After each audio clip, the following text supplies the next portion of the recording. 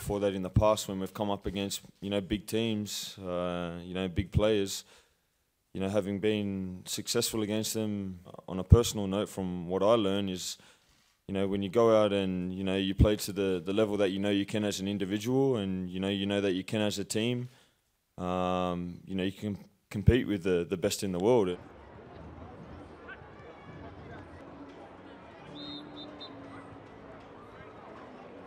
I think at this stage, at this level, everyone's even, as you've seen in the past, especially with them. It's all there for the taking. I think the win's there for the taking. Individually, yeah, all right, they've got some big players. They've got some world-class players, especially in midfield.